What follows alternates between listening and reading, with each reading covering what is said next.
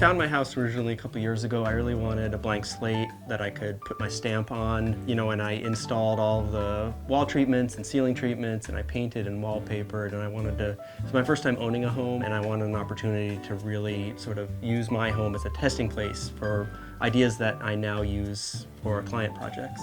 I would describe my design aesthetic as modern Americana, really influenced by nostalgia and the patterns and colors and textures that I was familiar with growing up, but through a modern Pacific Northwest lens.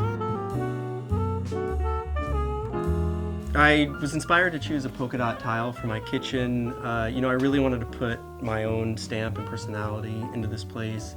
I was thinking a little bit less about resale, which is a trend I'm seeing kind of across the board now with my client work. People are going bolder with colors and with permanent things that can't change just because you want to be as happy as possible while you're living in your homes.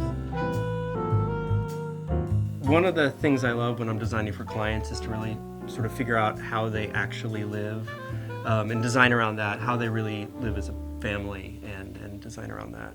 I design a lot of things custom and in product collaborations like wallpapers and fabrics, and it's important to me to design things that I want to first use in my own home so then I can be confident when I'm pitching it to clients.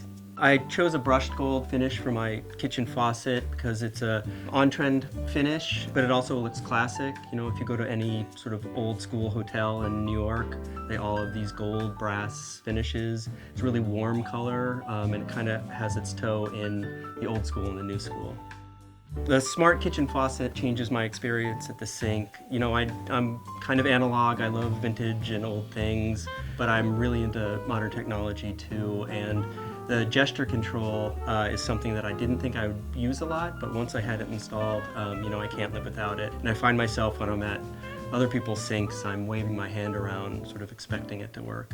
My latest book is called Lodge. It's an indoorsy tour of America's national parks, and it's a look at the historic national park lodges from an interior design and architecture perspective. I love the outdoors and I love the national parks, but I'm an indoorsy guy, and so I wanted to make a book that highlighted the lodges. I started vintage shopping when I was a kid, kind of against my will. It was something my parents were into. I'm from small town New England, and they would always drag me and my brother and sister to vintage malls and antique stores, and it was no fun for a little kid. And fast forward, now it's my favorite thing to do. There's something about it that just brings me closer to home.